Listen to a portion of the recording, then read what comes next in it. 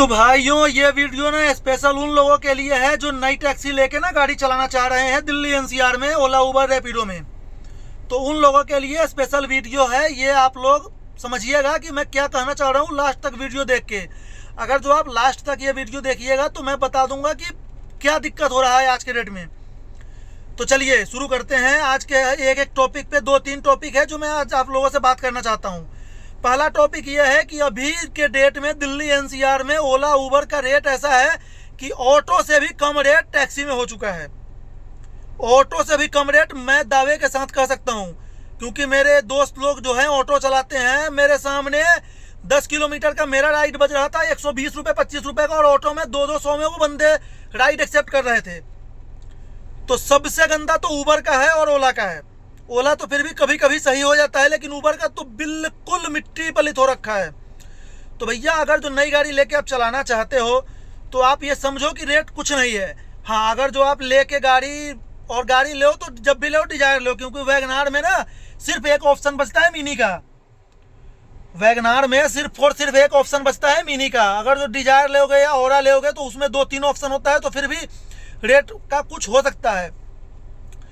या फिर कंपनी में लगा लो। कंपनी में चलो 2 पैसे कम मिलते हैं, ज़्यादा दूरी चलना पड़ता है, लेकिन फिक्स होता है कि इतने पैसे इतने टाइम में मिल जाएंगे। ओला उबर में कोई भरोसा नहीं है। अभी तो 20 महीने बिल्कुल ही हालत ख़राब है।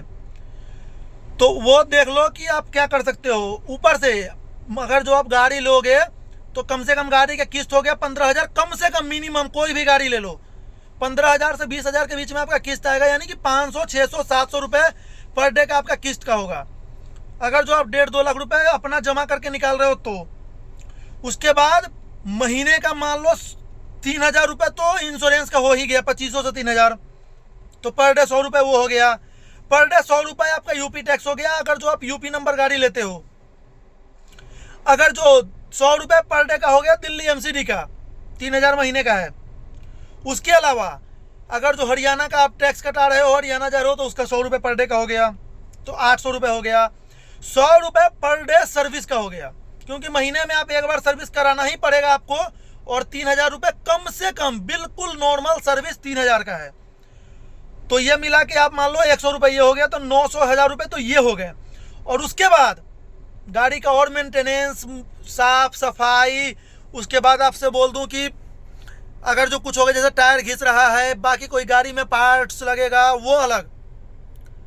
तो आप लोग ये समझना कि कितनी दिक्कत परेशानी हो रहा है। और कमाई अभी क्या हो रहा है, अब किसी भी टैक्सी ड्राइवर वाले का व्लॉग देख लो, अभी के डेट में आपको पता चल जाएगा।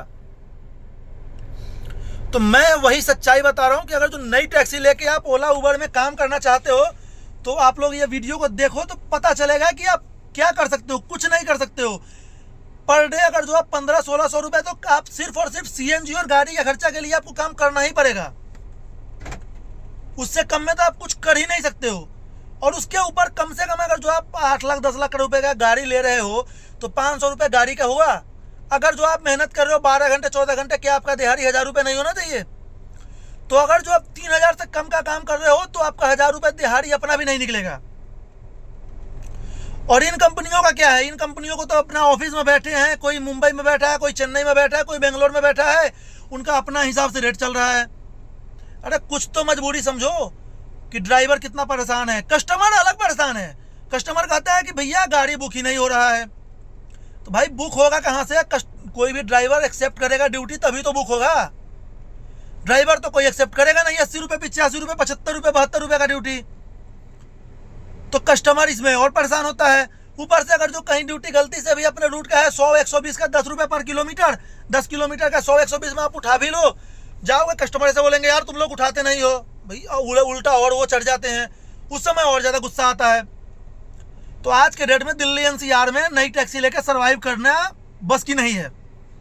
हम लोग तो 2 साल से लेके चला रहे हैं, उससे पहले भी हमारे पास और था, तो जो हम 2 भाई मिल के चलाते थे। तो हम तो मजबूरी में है कि अब ले लिए हैं, गाड़ी का किस्त है, मतलब सब कुछ है, अब यही काम हमें करना है, तो हम तो चला रहे हैं मजबूरी में।